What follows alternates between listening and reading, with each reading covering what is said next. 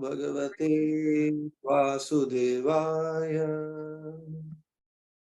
ओम नमो भगवते वासुदेवाय। ओम नमो भगवते वासुदेवाय। ओम अज्ञानतिमिरान्धस्य ज्ञानञ्जनशलाकया चक्षुरुन्मिलितं येन तस्मै श्रीगुरुवे नमः। श्रीचैतन्यमनोभीष्टं स्थापितं येन भूतले स्वयं रूपा कदा मह्यं ददाति स्वपदान्तिकम्। वन्देऽहं श्रीगुरु श्रीयुतपदकमलं श्रीगुरुं वैष्णवांश्च। श्रीरूपं साग्रजातं सहगण रघुनाथान्वितं तं सजीवं सावद्वैतं सावधूतं परिजनसहितं कृष्ण चैतन्य देवं श्रीराधा कृष्ण पादान् सहगण ललिता श्री विशाखान्वितांश्च। हे कृष्ण करुणा सिंधु दीनबंधु जगत्पते गोपेश गोपिका कांत राधा कांत नमोस्तुते।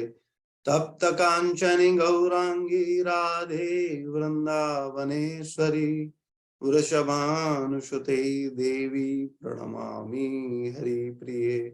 वाञ्छाकल्पतरुभ्यश्च कृपा सिन्धुभ्येव च पतितानां पावनेभ्यो वैष्णवेभ्यो नमो नमः। जय श्री कृष्ण चैतन्य प्रभु नित्यानंद श्री अद्वैत गदाधर श्रीवासादि गौर भक्त वृंद। हरे कृष्णा कृष्णा कृष्णा हरे हरे, हरे राम राम राम हरे हरे। नमो विष्णुपादाय कृष्ण पृष्ठाय भूतले श्रीमते भक्ति वेदांत स्वामी नामने। नामस्ते सारस्वत देवे गौरवाणी प्रचारिणे निर्विशेष शून्यवादी पाश्चात्य देश तारिणे।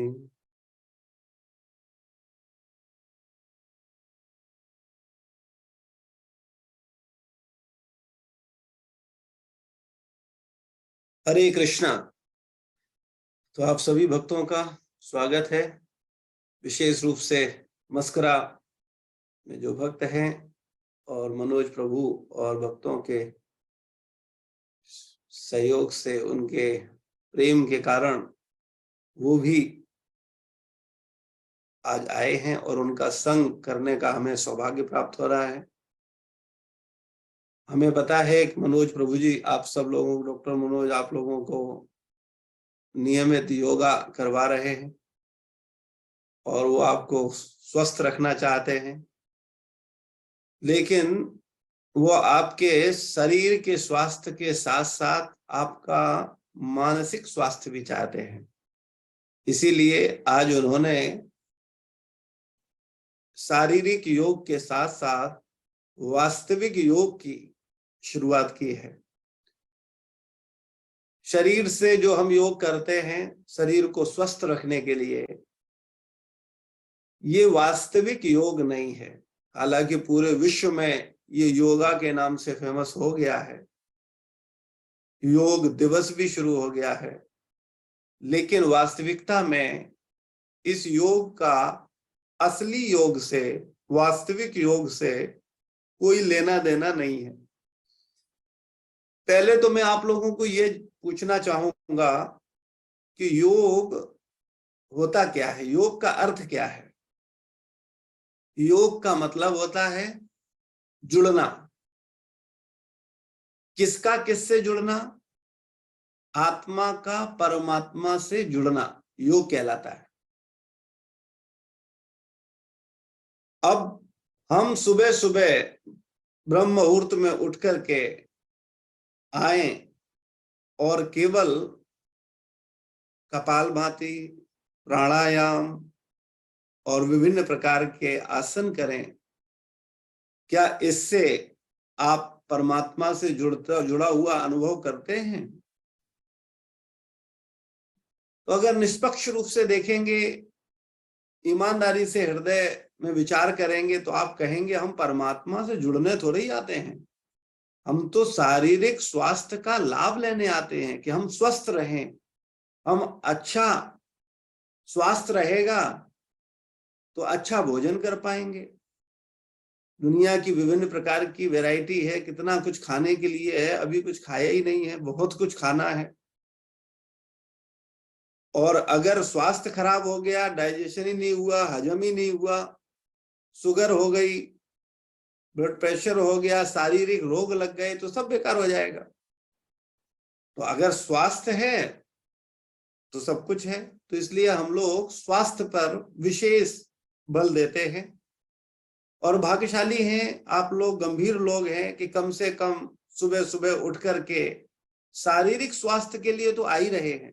वरना कितने लोग हैं वो इसके लिए भी नहीं आना चाहते, वो सोते रहेंगे घर में। लेकिन हमें सत्य को जरूर समझना है।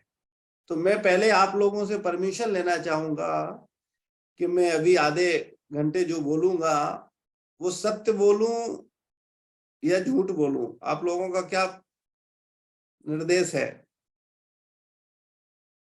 तो मुझे आशा है आप सब कहेंगे कि भाई सत्य ही बोलिए, हम सत्य सुनने आए हैं।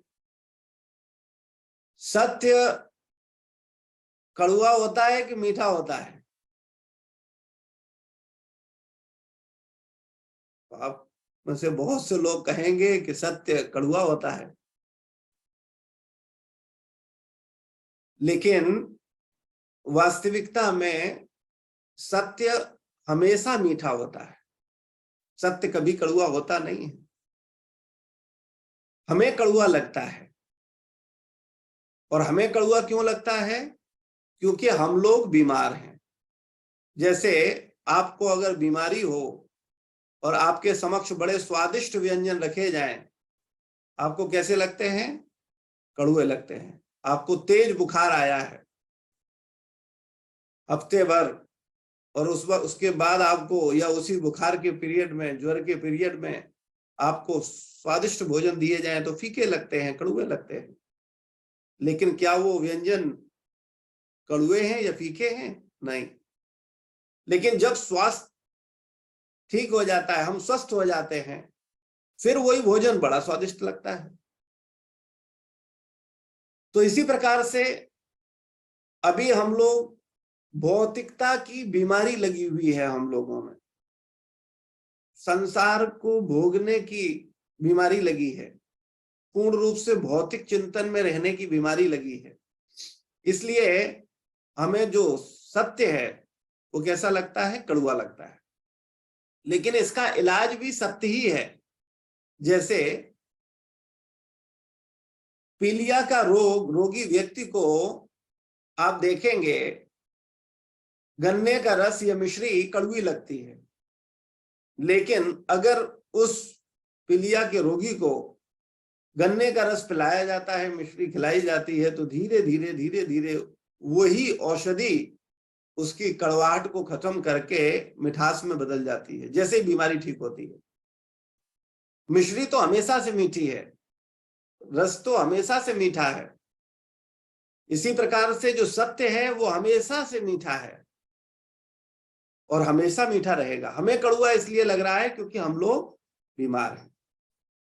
तो आप लोग परमिशन दे रहे हो तो हम सत्य बोलेंगे आधे घंटे अभी, और आप में से जिसको जितना बुरा लगे वो समझ ले वो उतना अधिक बीमार है।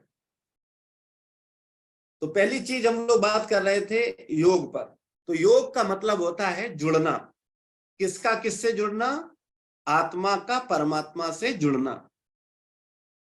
तो हमें न तो आत्मा का पता है, न परमात्मा का पता है, और न जुड़ने का पता है। हम तो केवल व्यायाम इसलिए कर रहे हैं जिससे कि हम भोग कर सकें, हम संसार का भोग कर सकें। मेरा आप सबसे एक प्रश्न है, भोग व्यक्ति को आनंद देता है? भोग से मिलता क्या है? वास्तविकता में अगर ध्यानपूर्वक देखेंगे उसके दूसरे पक्ष को, भोग का सीधा सीधा उत्तर तो मन देगा सुख मिलता है। थोड़ा विचार करेंगे तो कहेंगे क्षणिक सुख मिलता है। सुख तो है लेकिन क्षणिक है, नित्य नहीं, हमेशा के लिए सुखी नहीं। तो जो भोग है वो हमें क्षणिक सुख देता है।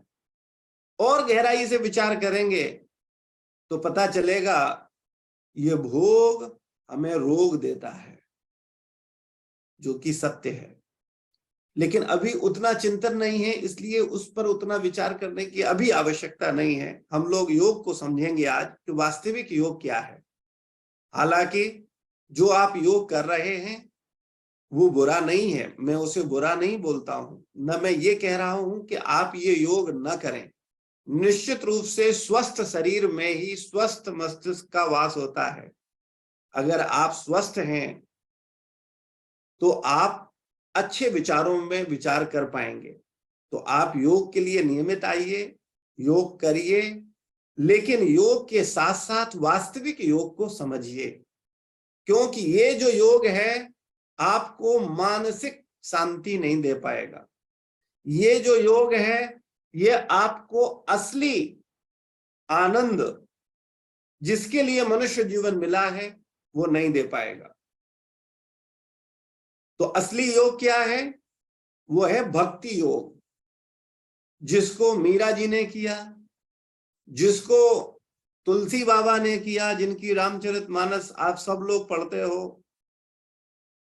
ये योग कबीरदास जी ने किया, ये योग भक्ति संप्रदाय के सारे आचार्यों ने किया, तुकाराम जी ने किया, भक्ति सिद्धांत सरस्वती महाराज जी ने किया, भक्ति विनोद ठाकुर जी ने किया, नामाचार हरदास ठाकुर ने किया, छठ गोस्वामी वृंद ने किया, और हमारे संस्था के संस्थापकाचार्य ऐसी भक्ति वेदांत स्वामी श्रील प्रभुपाद जी ने किया, और उनके शिष्य परम पूज्य गोपाल कृष्ण गोस्वामी महाराज जी ने किया। कहने का तात्पर्य है ये जो योग है, असली योग, वो क्या है। तो हम लोग थोड़ा इस असली योग को समझने की कोशिश करेंगे कि ये असली योग क्या है। तो सर्वप्रथम योग का मतलब है जुड़ना, आत्मा का परमात्मा से जुड़ना। अब दो प्रश्न खड़े होते हैं, एक तो आत्मा क्या है, वहां पर लोग फंस जाते हैं, अटक जाते हैं। भारत भूमि में जन्म लिया है तो शायद ही कोई ऐसा व्यक्ति हो जिसने आत्मा सुना ना हो, लेकिन समझते कितने लोग हैं? शायद ना के बराबर लोग। कोई बोलता है मेरे अंदर आत्मा है, कोई बोलता है आत्मा अजर अमर है, आत्मा हमेशा से है, हमेशा रहेगा, आत्मा परमात्मा का अंश है, और कुछ और दो चार बातें आत्मा की बोल करके आत्मज्ञान खत्म हो जाता है। बस इसके बाद कुछ आत्मा के विषय में पूछा जाए तो हम कहते हैं बस इतना ही ज्ञान था। लेकिन वास्तविकता में आत्मा क्या है वो हम नहीं जानते। तो पहले तो आज हम ये जानने की कोशिश करेंगे कि ये आत्मा क्या है। उसके बाद योग में दूसरा प्रमुख है भगवान, परमात्मा। तो परमात्मा कौन है? परमात्मा एक है, सारे हैं? अगर मैं आपसे निष्पक्ष विचार मांगू कि परमात्मा कितने हैं, बहुत सारे हैं। क्या हिंदुओं का परमात्मा अलग है, मुसलमान का परमात्मा अलग है, ईसाइयों का परमात्मा अलग है, पक्षियों का परमात्मा अलग है, पशुओं का परमात्मा अलग है, वृक्ष योनियों का परमात्मा अलग है, जल योनियों का परमात्मा अलग है? ऐसा है क्या? परमात्मा तो एक ही है, पर ब्रह्म, परमात्मा, परम शक्ति जो सारे ब्रह्मांड को चला रही है, वो कौन है? तो इन दोनों प्रश्नों पर अगर हमारे ऊपर प्रामाणिक गुरु परंपरा का कृपा नहीं है तो निश्चित रूप से हम इन दोनों शब्दों की वास्तविक अर्थ को, वास्तविक गहराई को नहीं समझ पाते हैं। तो परमात्मा एक है, लेकिन अगर हमसे पूछा जाए, आपसे पूछा जाए, तो आप कहेंगे अरे हम 20 साल से हनुमान जी की पूजा कर रहे हैं, हनुमान जी ही परमात्मा है।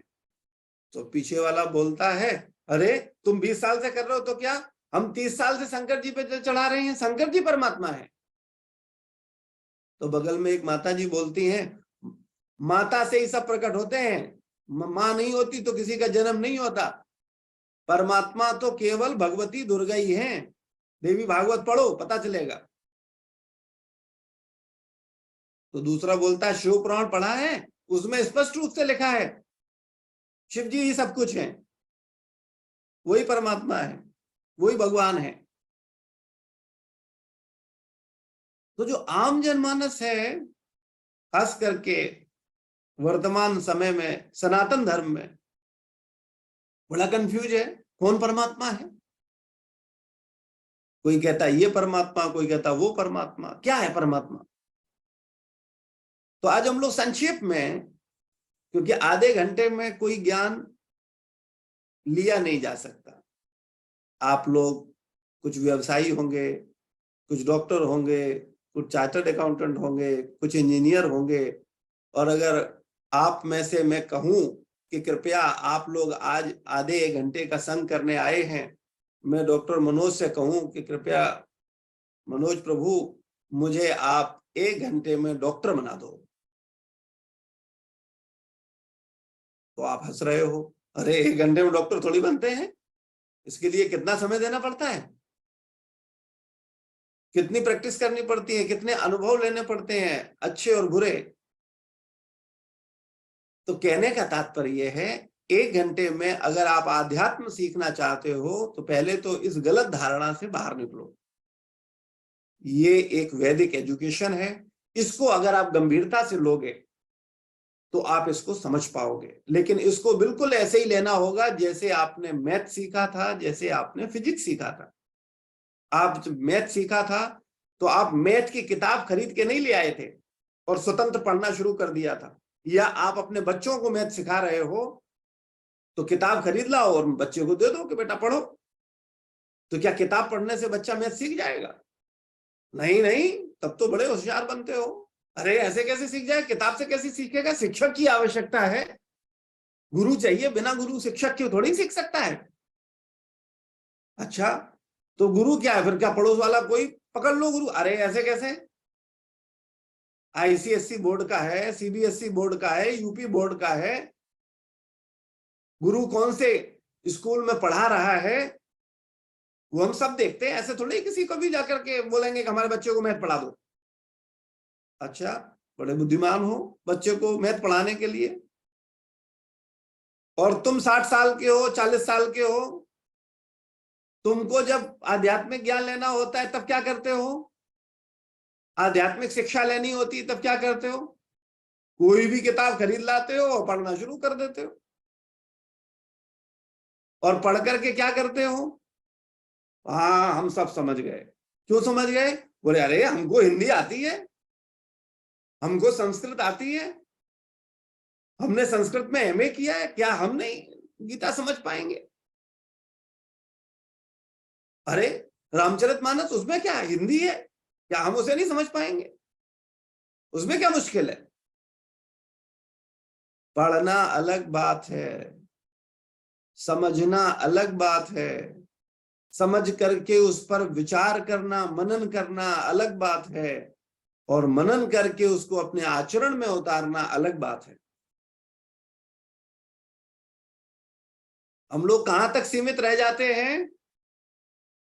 केवल पढ़ने तक, बस पढ़ लिया, रामचरितमानस खोली, हाँ आजकल हमारी 5वां पाठ चल रहा है, 5 बार हम मानस खत्म कर चुके हैं, गीता हाँ, वो भी हो गई। समझे क्या? बोले उसमें समझना क्या है, सब समझ गए हम, 5 बार पढ़ा है तो ऐसे थोड़ी पढ़ा है। इन्हीं मूर्खताओं के कारण हम इन पवित्र ग्रंथों की गहराई में नहीं जा पाते, हम इन पर ज्यादा ध्यान नहीं दे पाते और समझ नहीं पाते कि इनमें आचार्यों ने कितने गहरे सिद्धांत दिए हैं, इनमें सत्य भरा पड़ा है। इतना सत्य पढ़ने के बावजूद भी असत्य का ही चिंतन क्यों हो रहा है, असत्य पर ही लक्ष्य क्यों केंद्रित है? विचार करिए।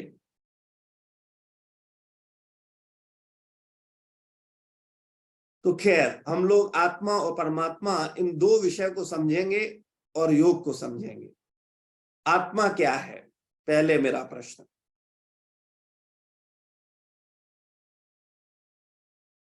आत्मा छोड़िए, आत्मा को और बाद में एक्सप्लेन करेंगे, पहले आप लोगों से हम दो प्रश्न पूछते हैं, ठीक है? इनका उत्तर आप हाथ खड़ा करके देंगे, क्योंकि आप सबके दर्शन मुझे मिल रहे हैं, तो आपके हाथ खड़ा करने से मैं आपकी स्वीकृति समझ जाऊंगा। तो मेरा एक प्रश्न है, आप में से कितने लोग मानते हैं कि आपका अगला जन्म है? अगला जन्म मतलब अभी आप मनुष्य शरीर में हैं, कुछ समय बाद कभी भी, वो आज भी हो सकता है, कल भी हो सकता है, 20 साल भी हो सकता है, 30 साल भी हो सकता है, लेकिन निश्चित है आपका मृत्यु होगा। आप 4 कंधों पर रख लिए जाएंगे, शमशान घाट पे पहुंचाए जाएंगे, घी तेल तिल डाल करके लकड़ी पर रख दिया जाएगा, आग लगा दिया जाएगा और आप राख बन गए। उसके बाद आप हो या नहीं हो? मेरा प्रश्न समझा? आपका अंतिम संस्कार हो चुका है, विचार कर लो, उसके बाद आप हो या नहीं हो? कितने लोग मानते हैं आप में से कि आप हो? 100% मानते हो कि हाँ हो? और कितने लोग सोचते हैं कि आप नहीं हो? अरे मर गए, जल गए, अब किसने देखा है कि नहीं है? कहने सुनने में तो बहुत सी बातें आती हैं, बहुत लोग बहुत कुछ बोलते हैं, अरे आज आत्मा अजर अमर है, तुम थोड़ी मरोगे, तुम तो हमेशा से हो, बहुत बहुत सी चीजें। क्या आपको क्या समझ में आता है? और हम देख रहे हैं तो अरे देखने वाली चीज ही नहीं है, संसार ही नहीं है, हमें कुछ दिख ही नहीं रहा है।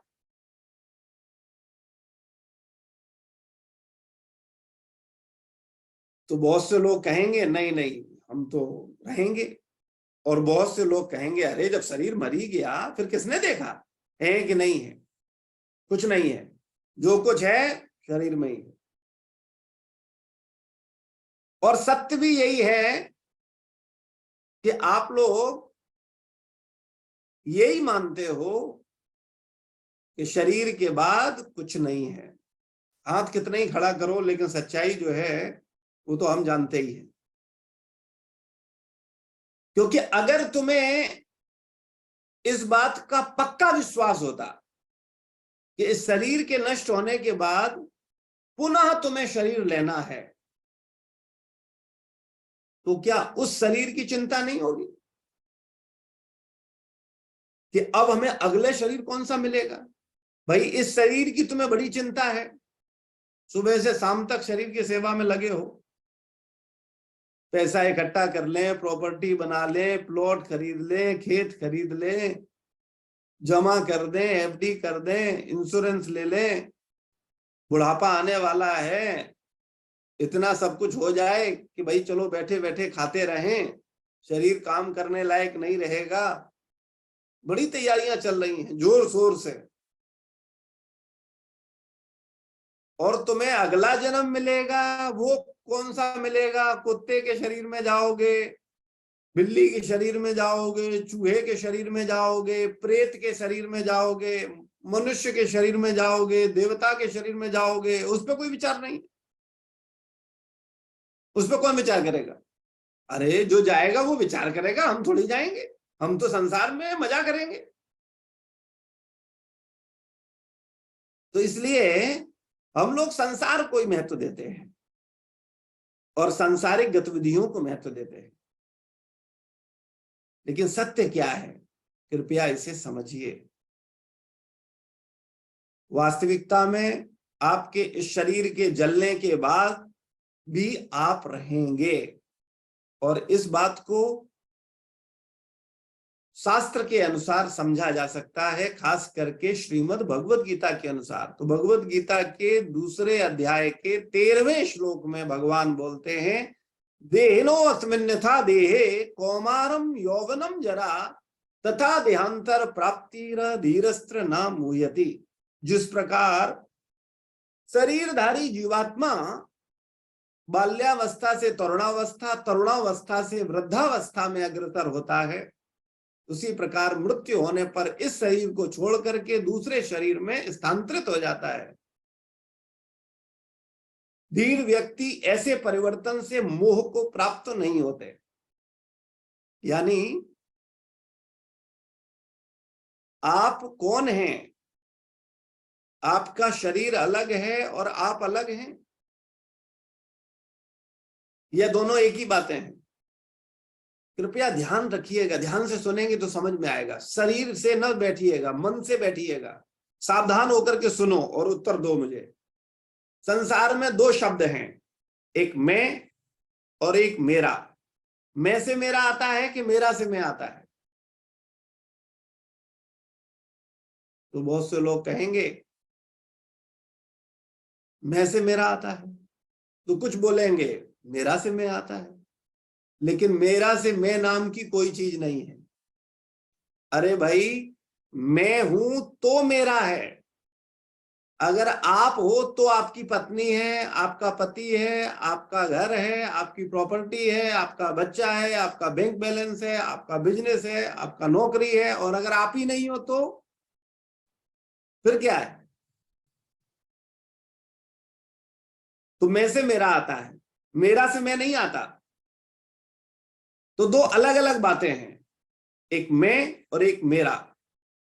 जैसे मेरी पत्नी, तो पत्नी अलग है, मैं अलग हूं। मेरा मोबाइल, मोबाइल अलग है, मैं अलग हूं। मेरी कार, कार अलग है, मैं अलग हूं। मेरा घर, घर अलग है, अलग हूं। तो ये दो अलग अलग बातें हैं। अब मैं आपसे पूछना चाहूंगा, ये शरीर मैं है कि शरीर मेरा है? केवल मुस्कुरा वाले लोग हाथ खड़ा करेंगे, और लोग जो सुन रहे हैं वो ऐप के माध्यम से हाथ खड़ा नहीं करेंगे। मुस्कुरा वाले बताएंगे हमें कि ये शरीर मैं है। कितने लोग मानते हैं? हाथ खड़ा करिए। अरे मुस्कुरा वाले तो बड़े ज्ञानी हैं। और कितने लोग बोलते हैं शरीर मेरा है? अच्छा, शरीर मेरा वाले में भी चार छह खड़ा कर रहे हैं, बकाया क्या सोच रहे हैं? बोले समझ में नहीं आ रहा क्या मैं मेरा लगा रखा है। अच्छा खासा प्राणायाम योगा करते थे, क्या मनोज जी ने डिस्टर्ब कर दिया। सुबह सुबह कितना फ्रेश महसूस करते थे, मगर आज मैं मेरा भजा दिया हमको ला करके। कोई बात नहीं, आज फंस जाओ, फायदा होगा आपका अगर ध्यान से सुनोगे तो ये शरीर मैं नहीं है, ये शरीर मेरा है। हम लोग डेली बोलचाल में क्या बोलते हैं? हाथ मेरा है, आज मेरे हाथ में दर्द है, मेरा हाथ है, मेरा सर है, मेरा पैर है, मेरा शरीर है। हम में से कोई ये नहीं बोलता मैं शरीर हूं, मेरा शरीर है। तो अगर मेरा शरीर है तो इसका मतलब है मैं अलग हूं। फिर ये मैं कौन है? शरीर क्या है? मेरा। तो दो बातें थी, दोनों एक तो है नहीं। तो अगर शरीर मेरा है तो मैं कौन हूं? तो शास्त्र उत्तर दे रहा है कि मैं आत्मा हूं।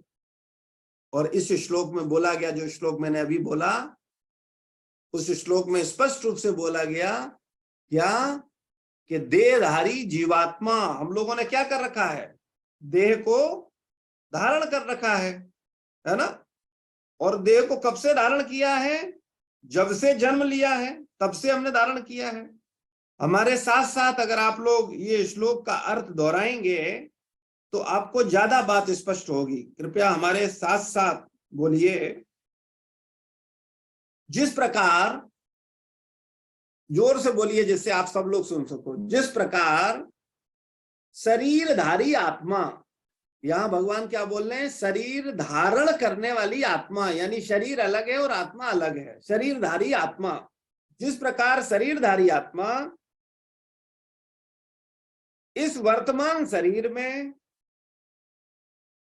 बाल्यावस्था से तरुणावस्था और फिर वृद्धावस्था में निरंतर अग्रसर होता रहता है, उसी प्रकार मृत्यु होने पर आत्मा दूसरे शरीर में चला जाता है। धीर व्यक्ति ऐसे परिवर्तन से मोह को प्राप्त नहीं होते। तो हम लोग शरीरधारी आत्मा हैं, शरीर धारण कर रखा है। इसको समझिए प्रैक्टिकल। आप जब छोटे थे तो शरीर कैसा था, छोटा था। इसको समझने से पहले एक शब्द को और बताइए। कई बार लोग फिर बोलते हैं देहांत, देहांत के बाद किसने देखा क्या है क्या नहीं है। देह का अंत हो गया, अब क्या, जब देह का अंत होने के बाद हमें याद ही नहीं है तो हम क्या बताएं। तो इसलिए आप लोग अगर ध्यान से सुनेंगे तो समझ पाएंगे कि वास्तविकता में इस जीवन में ही हमारे कई देहांत हो चुके हैं, लेकिन मैं वही का वही हूं। आप जब शैशवावस्था में थे, मां की गोद में थे, तब आपका देह कैसा था, छोटा सा, मां की गोद में लेटे रहते थे आप, घुटनों के बल चलते थे आप। देह कैसी थी, छोटी सी थी। फिर शैशवावस्था से बाल्यावस्था में पहुंचे, 5th क्लास में पहुंचे, तो शैशवावस्था वाली देह का अंत हुआ कि नहीं हुआ। 5th क्लास में पहुंचते ही, बाल्यावस्था में पहुंचते ही शैशवावस्था वाली देह का अंत हो गया, लेकिन आप वही हो। फिर बाल्यावस्था से आप तरुणावस्था में पहुंचे, किशोरावस्था में पहुंचे, कॉलेज में पहुंचे, तो आपका बाल्यावस्था वाली देह का अंत हो गया, लेकिन आप वही हो, आपका अंत नहीं हुआ। फिर किशोरावस्था से प्रौढ़ावस्था में पहुंचे, आज आप 40-45 साल के हो, 50 साल के हो, तो किशोरावस्था वाली जो जवान देह थी उसका अंत हो गया, लेकिन आप वही हो। और अभी आप जान रहे हो कि इस देह का भी अंत हो जाएगा और आप बूढ़े हो जाओगे, खाल लटक जाएगी, शक्ल पहचान में नहीं आएगी, लेकिन आप वही रहोगे। शरीर बूढ़ा होगा, आप बूढ़े नहीं होगे। तो अगर आप ध्यान से देखो तो आपको महसूस हो रहा है कि अंत तो देह का हो रहा है, मैं तो वही का वही हूं। शैशवावस्था में भी मैं वही था, बाल्यावस्था में भी मैं वही था, किशोरावस्था में भी मैं वही था, और वृद्धावस्था में भी मैं ही हूं। अंत तो केवल देह का हो रहा है। शैशवावस्था वाली देह अंत हो गया, बाल्यावस्था वाली देह अंत हो गया, किशोरावस्था वाली देह अंत हो गया। अरे नहीं समझ में आता तो मैं आपको एक मोटा उदाहरण दे दूं। आप में जितने प्रौढ़ावस्था में बैठे हो, अगर हम आपकी 6 महीने वाली फोटो सबकी ले आए, जितने आप लोग बैठे हो मस्करा में, 40-45 लोग, इन सब की 6 महीने वाली फोटो ले आए और सब मिला करके रख दें, बोले निकालो अपनी फोटो। अरे कैसी बात कर रहे हो? अरे तो अपने आप को तो पहचान लो, अपने को नहीं पहचान पा रहे हो, कौन हो तुम? पहचान पाओगे, निकाल पाओगे अपनी फोटो? क्यों नहीं निकाल पाओगे? क्योंकि उस देह का अंत हो गया। तो कहने का तात्पर्य यह है, जब शैशव वाली देह का अंत हुआ तब भी आप हो कि नहीं हो? बाल्यावस्था वाली देह का अंत हुआ तब भी हो? किशोरावस्था वाली देह का अंत हुआ तब भी हो? तो प्रौढ़ावस्था वाली देह का अंत हुआ तब भी हो? तो फिर वृद्धावस्था वाली देह का जब अंत होगा तब क्या नहीं रहोगे? तब भी रहोगे। इसलिए कृपया इसे समझिए कि आप मरने वाले नहीं हो। तो देह के अंत के बाद भी हम रहने वाले हैं। तो हम लोग कौन हैं? शरीर नहीं, आत्मा है। मैं शरीर नहीं हूं, मैं आत्मा हूं। शरीर मेरा है, मैं आत्मा हूं। कई बार कोई व्यक्ति आपसे नाम पूछता है, क्या नाम है आपका? तो आप क्या बोलते हो? डॉक्टर, फिर मनोज। क्या आप हमेशा से डॉक्टर हो? नहीं नहीं जी, मैं तो अभी डॉक्टरी पढ़ा हूं, पहले तो अपने मुस्कुरा में ऐसे ही घूमता था, तैयारी कर रहा था कि डॉक्टर बनूं, इंजीनियर बनूं, क्या बनूं। तो बचपन से थोड़ा ही डॉक्टर था। अच्छा तो डॉक्टर नहीं हो तो इतना डॉक्टर डॉक्टर क्यों लगा रहे हो? लेकिन नहीं, हम लोग बोलते हैं मैं इंजीनियर हूं, मैं डीएम हूं, मैं वकील हूं। अच्छा तुम पैदा होते ही वकील थे क्या? नहीं। तो ये सब हमारी पहचान है, क्षणिक पहचान है। तो हम डॉक्टर नहीं है। फिर कोई पूछे फिर आप कौन हो? बोले मैं मनोज हूं। अच्छा आप मनोज हो, कौन मनोज है? मनोज किसका नाम है? शरीर का नाम है, मेरा नाम नहीं है। तो कोई पूछे आपसे कि आपका क्या नाम है, तो आप कहना मेरे शरीर का नाम ये है। कोई अगर पूछता है आपसे आपकी उम्र कितनी है, तो आप क्या बोलते हो? मैं 40 साल का हूं, मैं 45 साल का हूं। अच्छा तुम 45 साल के हो कि तुम्हारा शरीर 45 साल का है? कौन 45 साल का है? अरे तुम तो हमेशा से हो, हमेशा रहोगे। तुम 45 साल के नहीं हो। यही मूर्खतापूर्ण भाषा का प्रयोग हम जन्म से करते आ रहे हैं, इसीलिए कंफ्यूज हैं। मैं तो हमेशा से हूं, हमेशा रहूंगा। मेरा शरीर 45 साल का है, मेरा शरीर 30 साल का है। तो कृपया समझिए, मैं को समझिए। आप कौन हैं? आप शरीर नहीं है। आप कौन है? आप आत्मा है। और आप हमेशा से हैं और आप हमेशा रहेंगे। ठीक है? तो मुझे लगता है कि ये मैं वाली बात थोड़ी थोड़ी मैं आप लोगों की सेवा में आपको समझा पाया होऊंगा। और एक उदाहरण देता हूं, समझिए इसको बड़े ध्यान से। आपके घर में जब किसी का मृत्यु होता है तो क्या बोलते हैं? दादाजी चले गए, पिताजी चले गए, बेटा तुम्हारी माताजी चली गई। तो अगर बेटा पूछे माताजी कहाँ चली गई, अभी तो बात कर रही थी, अचानक बोलते बोलते पता नहीं क्या हुआ, एकदम सोफे से गिरी और जमीन पे लेट गई। अंतर केवल इतना है, पहले बोल रही थी अब बोल नहीं रही हैं। चली कहाँ गई? वही तो माताजी हैं जो पड़ी हुई है। नहीं नहीं बेटा, माताजी चली गई। अरे कौन चला गया? बॉडी तो पड़ी हुई है सामने। अरे वो माताजी नहीं थी, जो माताजी थी वो चली गई। तो जिंदगी भर शरीर को माताजी मानते रहे और जैसे ही मरी वैसे माताजी चली गई। सत्य का ज्ञान हो गया।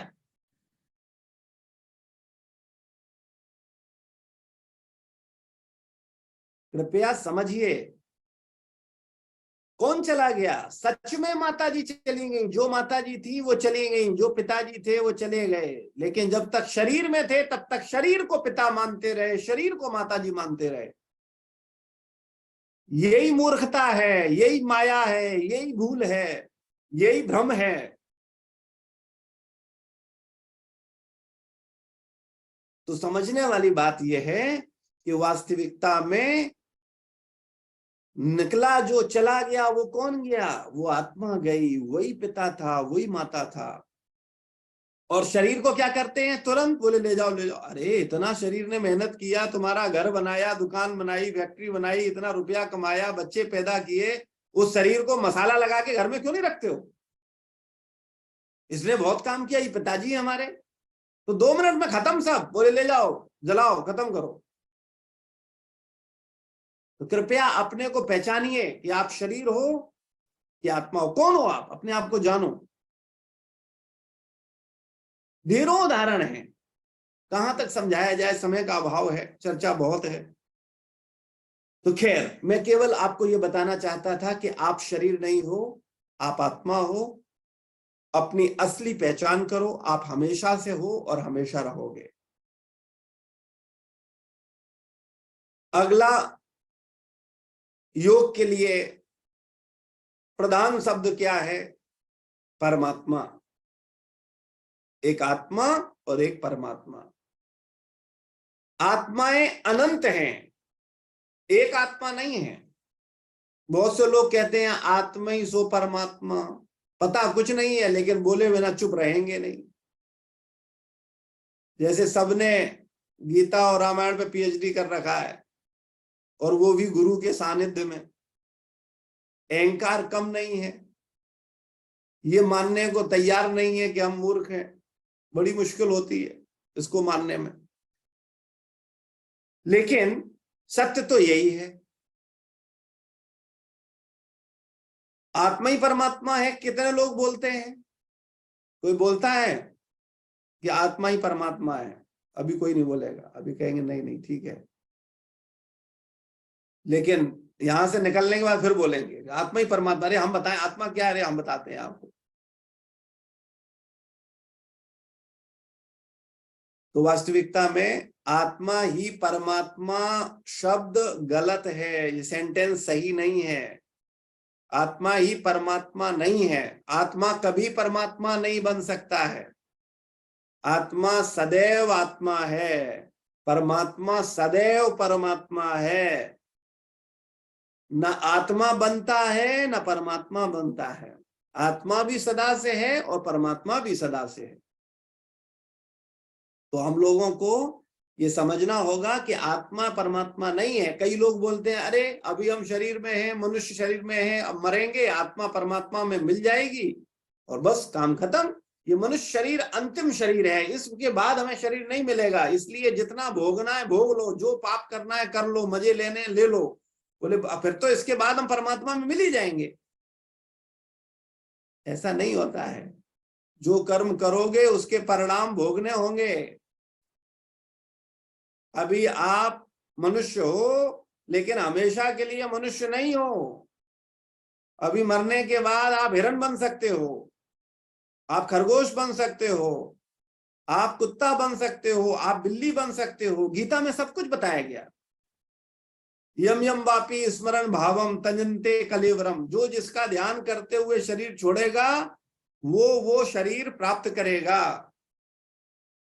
अगर कोई पुरुष, या और अच्छा शब्द है, अगर कोई पति अपनी पत्नी में आसक्त है, दिन भर पत्नी का चिंतन करता है, पत्नी की परमिशन लिए बिना कोई काम नहीं करता है, दिन रात पत्नी की कृपा प्राप्त करता है, और ऐसा पत्नी भक्त मृत्यु के समय पत्नी का चिंतन करते हुए शरीर छोड़ता है, तो वो कौन बनेगा? स्त्री बनेगा। ये मैं नहीं कह रहा, गीता बता रही है। और जितनी माताएं बैठी हैं वो किसी न किसी की पत्नी है, तो ये पूर्व जन्म में अपने पति से पत्नी से आसक्त होने वाले पति थे। यानी पूर्व जन्म में हमने इन माताओं ने पत्नी के प्रति अधिक आसक्ति रखा, तो इसलिए उनका चिंतन करते हुए शरीर छोड़ा, तो स्त्री का शरीर मिल गया। इसीलिए शास्त्रों में मना किया गया है, कुत्ता नहीं पालना चाहिए घर में। बड़ा रिस्क हो जाता है। अरे आप कहोगे रिस्क होता है, कुत्ता हमें रिस्क से बचाता है, हमारे घर में चोरी नहीं होने देता, आप कह रहे हो रिस्क हो जाता है। क्या रिस्क होता है? वो सारे रिस्कों से मेरी रक्षा करता है। नहीं भैया, आप उसको रखते हो, खिलाते हो, दुलारते हो, और मरते समय अगर कहीं आपके मन में ये विचार आया कि मेरे कुत्ते का क्या होगा, या कुत्ते का प्रेम स्मरण हो गया, तो अगला शरीर कुत्ते का है, हम मस्करा में गलियों में घूम रहे होंगे और हमारे डॉक्टर साहब हमें पहचानेंगे भी नहीं और डंडा मार के भगा दें। तो इसलिए कृपया सावधान रहिए, समझिए ये मनुष्य शरीर बड़ा दुर्लभ है, यही सब जानने के लिए मिला है। तो हम बात कर रहे थे कि हम लोग शरीर नहीं हैं, हम आत्मा हैं, और आत्मा परमात्मा नहीं होता है। इस गलत धारणा से बाहर निकलिए। आत्माएं अनंत हैं। जितने चूहे, जितने बिल्ली, जितने पशु, जितने पक्षी, जितने कीट, जितने जल में रहने वाले जीव जंतु, जितने कीटाणु, जीवाणु, वायरस, जितनी प्रेत आत्माएं, देवात्माएं, ये सब क्या हैं? आत्माएं हैं। और परमात्मा एक है, परब्रह्म परमात्मा। वो एक कौन है? तो वैसे तो इस शब्द का आंसर जानने के लिए अनंत जन्म लग जाते हैं, और शास्त्रों में आचार्यों ने, संतों ने बताया कि जब कोई 100 जन्म सूर्य की भक्ति करता है तो गणेश भक्ति का कृपा प्राप्त होती है। 100 जन्म गणेश की कृपा लेता है, गणेश की सेवा करता है, फिर उसे दुर्गा जी माता की भक्ति प्राप्त होती है। फिर 100 जन्म दुर्गा की भक्ति करता है, तब उसको भगवान शिव की भक्ति प्राप्त होती है। 100 जन्म शिव जी की भक्ति करता है, तब कहीं जाकर के उसे परब्रह्म परमात्मा भगवान कृष्ण या भगवान राम की भक्ति प्राप्त होती है। 100 जन्म तपस्या करने के बाद। लेकिन अगर किसी पर गुरु कृपा हो जाए, भक्त कृपा हो जाए, वैष्णव कृपा हो जाए, तो वो इसी जन्म में अनंत जन्मों के परिणामों को लांघ कर परम परिणाम, परम लक्ष्य को प्राप्त कर लेता है। इसको हमारे परम गुरुदेव श्रील प्रभुपाद जी बड़ा उदाहरण के साथ बताते थे। बोलते थे जैसे 100 मंजिल की बिल्डिंग है, तो ऊपर 100वीं मंजिल पर पहुंचने के 2 रास्ते हैं। एक तो सीढ़ियां, एक एक मंजिल चढ़ते हुए 100वीं मंजिल पर पहुंचो, और दूसरा है लिफ्ट। लिफ्ट में पहुंचे, बटन दबाया, फट से 100वीं मंजिल पर। आपको इतना 100 मंजिल के जीना चढ़ने का कष्ट नहीं सहना पड़ा। तो ये है भक्त की कृपा। ये लिफ्ट का मतलब है भक्त की कृपा। जब किसी पर भक्त की कृपा होता है तो वो लिफ्ट में बैठ जाता है और सीधा परमात्मा की भक्ति करके भगवत धाम को प्राप्त करता है। तो इस बात को हमको समझना होगा कि ये परमात्मा को जान लिया आपने और उनका गुरु के निर्देशन में शास्त्र के अनुसार भक्ति किया, मन के अनुसार नहीं। हमारी एक सबसे बड़ी प्रॉब्लम है, हम मन के अनुसार ही सब काम करते हैं। संसार में भी मन के अनुसार करते हैं, घर में भी मन के अनुसार करते हैं, बाहर भी मन के अनुसार करते हैं, पर्सनल संबंधों में भी मन के अनुसार चलते हैं, मित्रों के साथ भी मन के अनुसार चलते हैं। और इतना मनमानी करने वाला नालायक व्यक्ति भक्तों के संग में आता है तो क्या गुरु की मानने लगेगा या भगवान की मानने लगेगा? वो वहां भी मन की करता है। इसीलिए वो वास्तविकता में अपने जीवन को सन्मार्ग पर नहीं ले जा पाता। तो मन के अनुसार नहीं चलना है, शास्त्र के अनुसार चलना है, गुरु के अनुसार चलना है, तब हमें लक्ष्य प्राप्ति हो सकती है। लेकिन जो मन के अनुसार चलेगा, जो मन के अनुसार भक्ति करेगा, मन के अनुसार सेवा करेगा, मन के अनुसार करेगा, उसका संभावना अनंत जन्म में भी नहीं, जो कड़वी बात है। तो मनुष्य शरीर मिला है परमात्मा को जानने के लिए। तो परमात्मा कौन है? शास्त्र बताता है, ब्रह्मा जी बताते हैं, शिव जी बताते हैं, ढेरों उदाहरण है। परमात्मा टॉपिक अपने आप में बहुत बड़ा है, बहुत व्यापक है, और उसको एक एक चीजों को एक्सप्लेन किया जा सकता है, लेकिन समय का अभाव है, तो मैं केवल इतना ही कहना चाहूंगा कि पर ब्रह्म परमात्मा भगवान श्री कृष्ण हैं, भगवान राम हैं। और ये मैं नहीं बोल रहा, मेरी कोई वैल्यू नहीं है कि मैं बोलूं और वो हो जाए। ये ब्रह्मा जी बोल रहे हैं, ये शिव जी बोल रहे हैं, ये हनुमान जी बोल रहे हैं, ये गणेश जी बोल रहे हैं, ये सूर्य बोल रहे हैं, ये देवी दुर्गा बोल रही हैं, और तो और समस्त देवी देवता बोल रहे हैं, समस्त वेद बोल रहे हैं, समस्त शास्त्र बोल रहे हैं। अगर इसको गाइडेंस में पढ़ा जाए तो समझ में आएगा।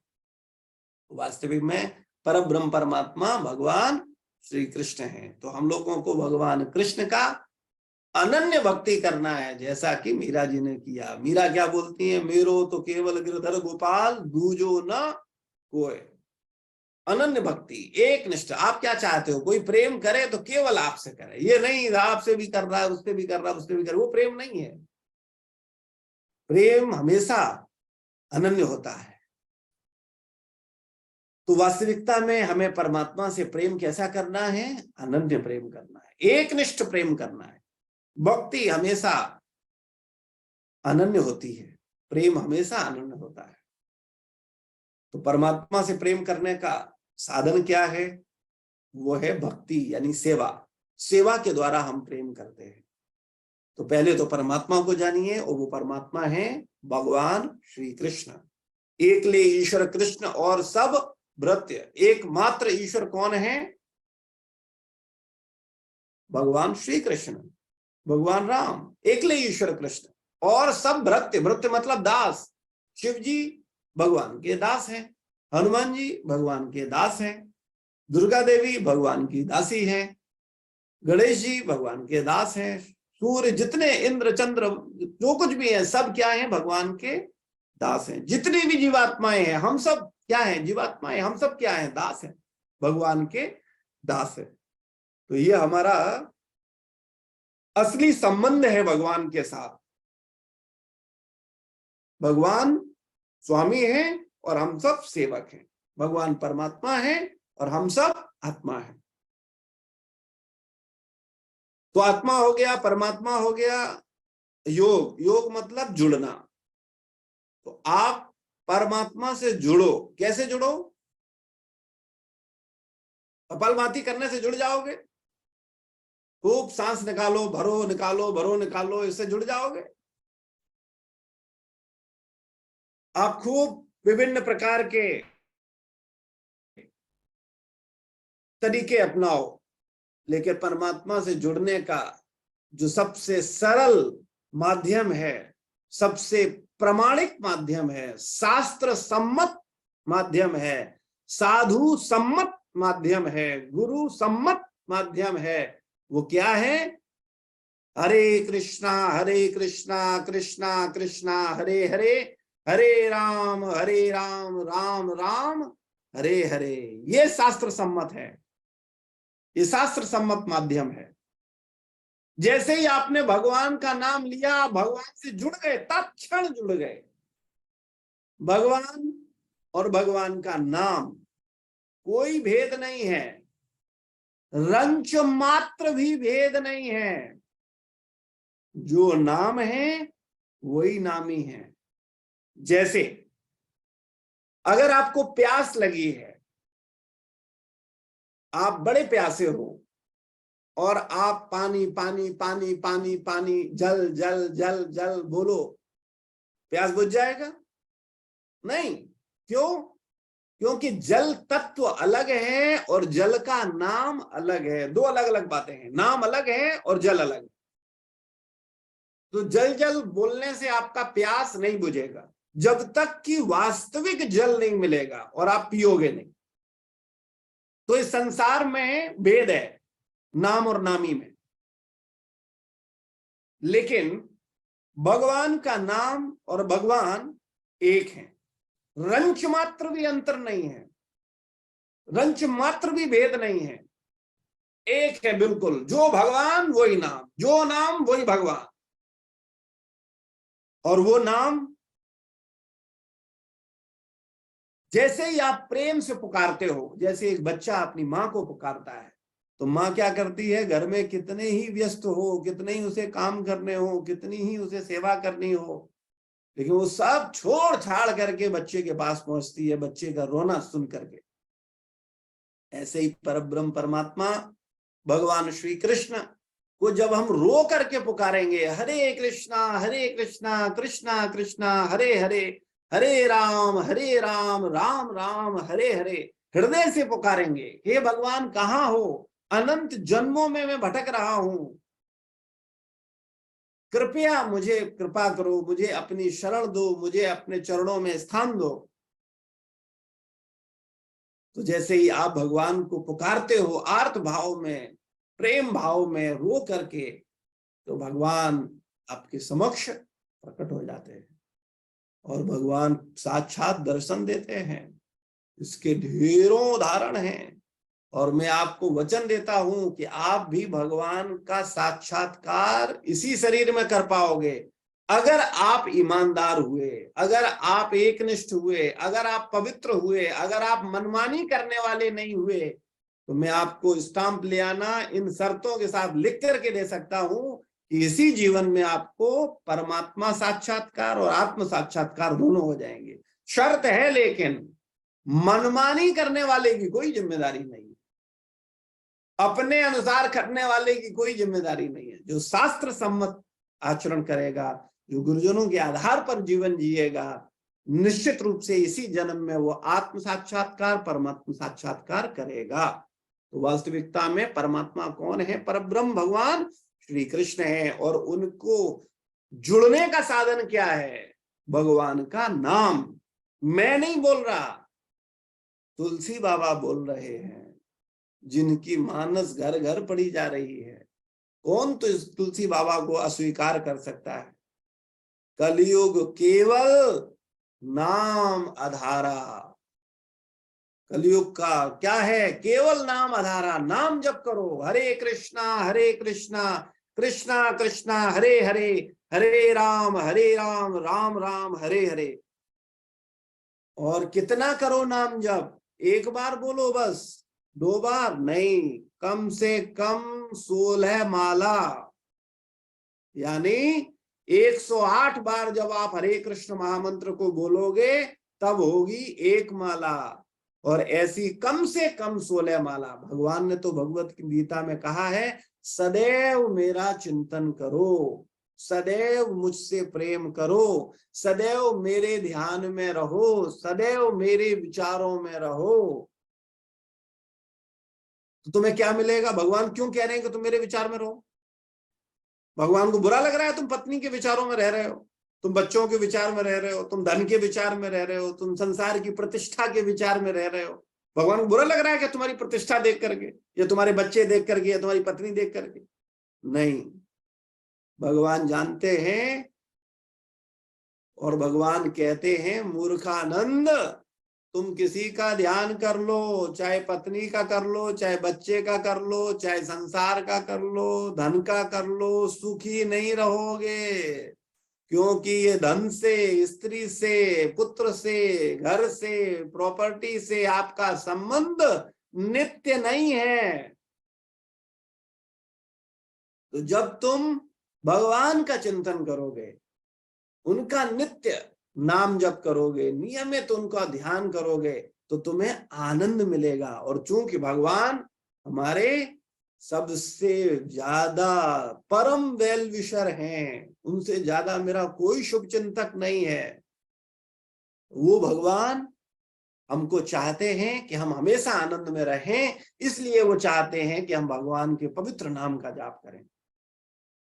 तो मुस्कुरा में जो भक्त लोग हैं, उनसे हमारा निवेदन है कि कृपया वो असली योग को स्वीकार करें।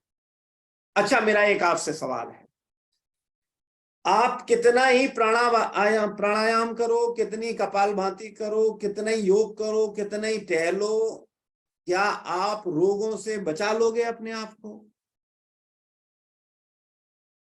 क्या रोग नहीं आएंगे? हालांकि मैं आपको प्राणायाम और कपालभाति को न करने को नहीं बोल रहा हूं, लेकिन मैं आपके मन से गलत धारणा को निकालना चाहता हूं। इसलिए मैं आपको एक चीज बोल रहा हूं कि ये प्राणायाम रोज टहलो, रोज व्यायाम करो, जितने लोग करते हैं उन्हें कोई रोग नहीं होता। भाई रोगों से बचने के लिए ही तो कर रहे हैं कि हम स्वस्थ रहें, तो क्या रोग नहीं होता? तो कहने का मतलब यह है कि देखो, मैं आपको एक बार डंके की चोट पे कहता हूं, डंके की चोट पर, भगवत नाम की शक्ति के बल पर हम लोग वो नाम ले नहीं पाते हैं। हम अपराध रहित नाम नहीं ले पाते हैं, हम अपराध युक्त नाम लेते हैं।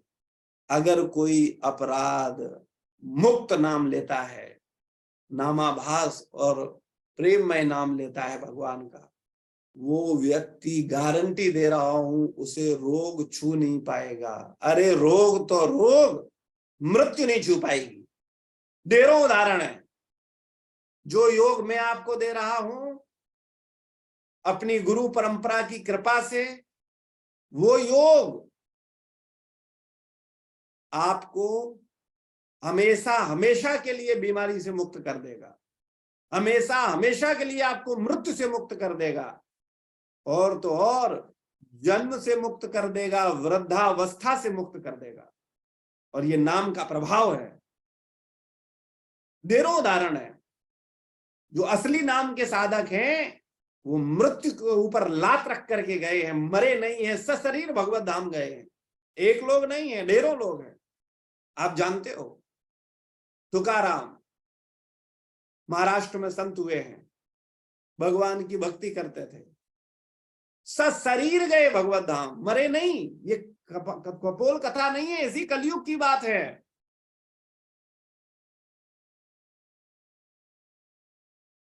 सशरीर भगवत धाम गए। मीरा जी, इसी कलयुग की बात है। उनका शरीर दाह संस्कार नहीं किया गया, भगवान के अर्चा विग्रह में समा गई। चैतन्य महाप्रभु, अभी की बात है, ज्यादा 5000 साल 10,000 साल पुरानी बात नहीं कर रहे हैं हम, 400 साल 500 साल पुरानी बातें हैं ये सब। चैतन्य महाप्रभु टोटा गोपीनाथ में समा गए। ढेरों लीलाएं हैं भगवान के भक्तों की, ढेरों लीलाएं हैं। मृत्यु के सर पर लात रख के चले गए, सशरीर चले गए भगवत धाम। बीमारी की तो बात ही छोड़ दो,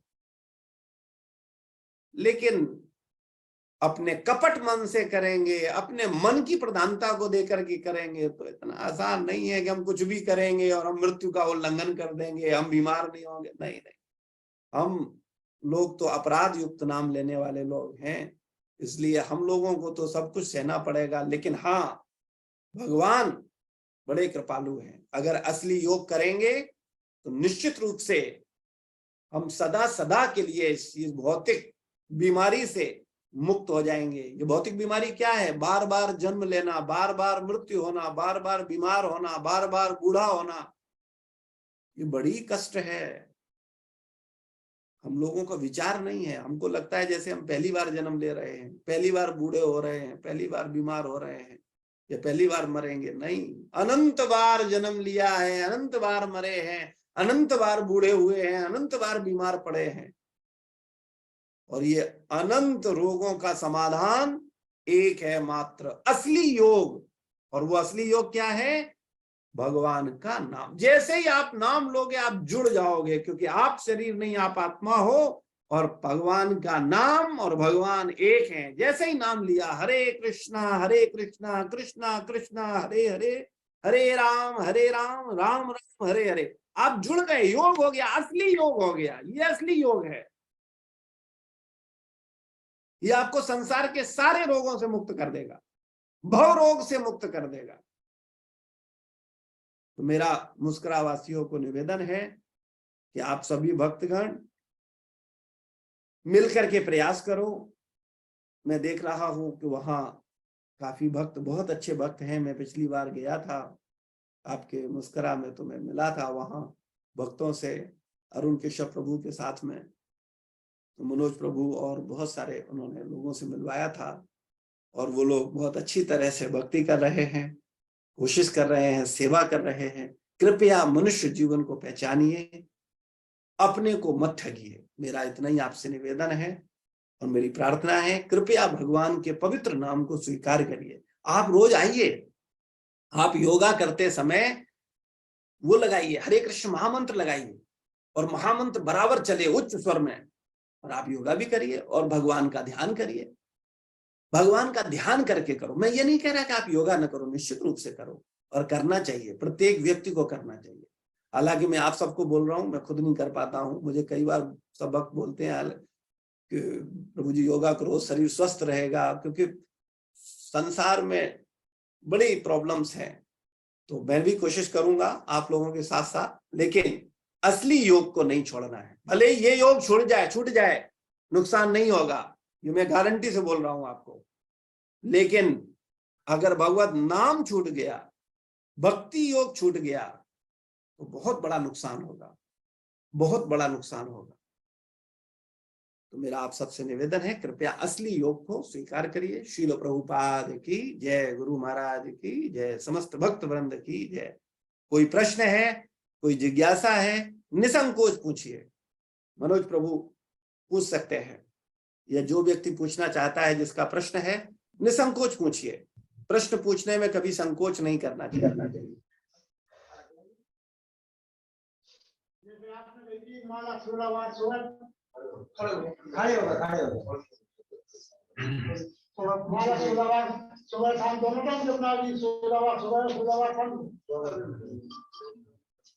कभी भी आप 16 माला का जाप कर सकते हो, कभी भी 24 घंटे में 16 माला का जाप कम से कम हो जाए। आप 4 माला सुबह कर लो, 4 दोपहर में कर लो, 4 शाम को कर लो, 4 रात में कर लो, कैसे भी कभी भी कर लो, कभी भी की जा सकती है। लेकिन सबसे अच्छा समय ब्रह्म मुहूर्त है। आप देखते हो, जैसा कि आप देख रहे हो, ये जूम पर हर रोज हम में चले गए, हम भगवान को देख रहे हैं, अब हम ऐसा कर रहे हैं। ये नहीं, केवल ध्यान आपको रखना है बोलने पर सुनने पर, बोलने पर सुनने पर, बोलने पर सुनने पर, बस बोलो सुनो, बोलो सुनो, बोलो सुनो। ऐसे अगर आप ध्यान पूर्वक 16 माला जब ब्रह्म मुहूर्त में करेंगे तो इसका विशेष लाभ है। और वैसे भगवान का नाम कभी भी करो, लेकिन करो 24 घंटे में कम से कम 16 माला का जाप होना चाहिए। और मुझे आशा है कि आने वाले समय में कभी मुस्कुरा वासियों का प्रत्यक्ष दर्शन करने का सौभाग्य मिलेगा। तो मैं आशा रखता हूं कि कम से कम 50 या 100 लोग 16 माला का जाप बहुत ध्यान पूर्वक कर रहे होंगे और तुलसी बाबा के वचन का मान रख रहे होंगे। कलयुग केवल नाम आधारा, चहुंजुग चहुंसुर नाम प्रभाव। मानस तो पढ़ी होगी आप लोगों ने, मानस प्रेमी तो भाई भारत में सब जगह है। उसमें स्पष्ट रूप से लिखा है चहुंजुग चहुस्रोत नाम प्रभाव। चारों युगों में, कलयुग द्वापर त्रेता सतयुग, चारों वेदों में चहुंजुग चहुश्रुति नाम प्रभाव, नाम का प्रभाव है। अरे भाई भगवान और नाम एक है तो प्रभाव किसी और का होगा क्या? चहुंजुग चहुश्रुति नाम प्रभाव, कलि विशेष नहीं आन उपाय। कलयुग में विशेष है, अन्य उपाय नहीं है। कलि विशेष नहीं आन उपाय, अन्य उपाय नहीं है। ये स्पष्ट रूप से बोल रहे हैं तुलसी बाबा। और ब्रह्मा जी बोल रहे हैं ब्रह्मनारदी पुराण में, हरे नाम हरे नाम हरे नाम एव केवलम कलो कलियुग नास्ते नास्ते नास्ते गतिरन्य था। अन्य रास्ता नहीं है, नहीं है, नहीं है, केवल हरि का नाम। शिव जी बोल रहे हैं, हर का नाम नहीं कहा गया, हरि का नाम, हरि का नाम, हरे नाम हरे नाम हरे नाम एवं केवलम। और शिव जी स्वयं कहते हैं रामचरितमानस में अपनी पत्नी को, उमा कहूं मैं अनुभव अपना, सत हरि भजन जगत सब सपना। अरे शिव जी की मान लो, रामचरितमानस की मान लो, लेकिन हम लोगों की बड़ी बीमारी है, बड़ा रोग है। क्या रोग है? हम रामचरितमानस को मानते हैं लेकिन मानस की नहीं मानते। हम शिव जी को मानते हैं, रोज एक लोटा जल चढ़ाएंगे, लेकिन शिव जी कुछ कह रहे हैं, बोलो चुप हो जाओ, बहुत बोलते हो, कुछ नहीं सुनेंगे। जो जल चढ़ा रहे हैं वो चढ़ाते रहेंगे। माता पिता को मानते हैं, जी माता पिता, जी माता पिता, माता पिता कह रहे बेटा ऐसा कर लो, वो नहीं, बहुत बोलते हो, चुप हो जाओ। तो ऐसा नहीं है, ये गलत भाव है। माता पिता की मानो, भगवान की मानो, शिव जी की मानो, हनुमान जी की मानो, रामचरित मानस की मानो, को मत मानो। भगवान को मत मानो, भगवान की मानो, जीवन बदल जाएगा।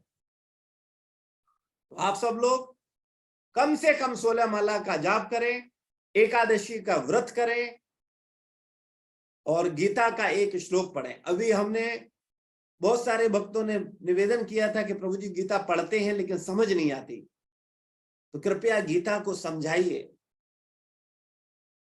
तो आप सब लोगों के अनुरोध पर मैं प्रयास कर रहा हूं, गुरु कृपा से, प्रभुपाद जी की कृपा से, कि हम गीता के एक एक श्लोक को क्रमबद्ध तरीके से पढ़ाएंगे, समझाएंगे। तो हमारा निवेदन है आप मुस्कुरावासी सभी भक्तों से, खास करके मनोज प्रभु से, कि आप जितने भी लोग हैं इन सब का YouTube चैनल जो है उसको सब्सक्राइब कर दो, जिससे कि नोटिफिकेशन इन लोगों के पास, सबके पास आ जाएगा और ये लोग आसानी से हर संडे सुबह सुबह 7:30 बजे से 8:30 बजे तक हम लोग गीता के एक एक श्लोक पर चर्चा करेंगे, उसको समझने का प्रयास करेंगे और मिलकर के गीता पर मनन करेंगे और गीता को समझ करके अपना मनुष्य जीवन सफल करेंगे। तो कृपया आप सब लोग आइए और गीता के एक एक श्लोक को हर संडे आप लोग फिक्स कर दो कि सुबह सुबह 7:30 से 8:30 बजे मुझे केवल आप लोगों को 1 घंटा देना है। इसमें कोई मुश्किल नहीं है, आप 1 घंटा दे सकते हो और कहीं नहीं जाना है, अपने ही घर पर रहना है, कोई शुल्क नहीं देना है, कभी नहीं देना है। आप निसंकोच निष्काम भाव से भगवान का भजन करिए, उसे समझिए और भगवान से प्रेम करिए, भगवान की माला करिए, ये सबसे बड़ा शुल्क है। तो आप सबका बहुत बहुत धन्यवाद, विशेष रूप से डॉक्टर मनोज प्रभु, जो कि उन्होंने इतना कठिन प्रयास किया कि आप सब लोगों के पास गए, विनम्रता पूर्वक आप सबसे विनती की, आप सबको महामंत्र का असली योग, शारीरिक योग के साथ साथ आपको वास्तविक योग, जिससे आपको समस्त रोगों से मुक्ति मिले, भव रोग से मुक्ति मिल जाए, खाली शारीरिक रोग से नहीं, भव रोग से मुक्ति मिल जाए, उसके लिए प्रयास किया। बहुत बहुत साधुवाद मनोज प्रभु को और मनोज प्रभु के जो सहयोग कर रहे हैं जो भक्त, उन सब भक्तों को, क्योंकि ये एक टीम वर्क है, किसी एक व्यक्ति से कुछ नहीं हो सकता है। मैं अकेला क्या कर सकता हूं, आप सब सहयोग कर रहे हो, इसलिए मैं प्रभुपाद जी की वाणी को, भगवान की वाणी को, अपने आचार्यों की शिक्षाओं को आप तक पहुंचाने की सेवा कर पा रहा हूं। तो मैं क्या कर रहा हूं, आप ही लोग सब कर रहे हो। तो अगर आप लोग उत्साह पूर्वक इस तरह सेवाएं करोगे, जैसा कि ये बहुत अच्छा प्रयास है कि आपने अपने ही क्षेत्र में अपने सब लोगों को बुला लिया और एक साथ बैठ करके हम ब्रह्म मुहूर्त में भगवत चिंतन कर रहे हैं, असली योग को समझने की कोशिश कर रहे हैं। तो मनोज प्रभु और उनकी टीम को बहुत बहुत साधुवाद, करा के सभी भक्तों को प्रणाम, उनको बहुत बहुत साधुवाद। उन सबसे निवेदन है, कृपया अपने मनुष्य जीवन को सन्मार्ग पर लाइए, अपना कल्याण करिए, अन्यों का कल्याण करिए, गीता पढ़िए, गीता पढ़ाइए। धन्यवाद। हरे कृष्ण।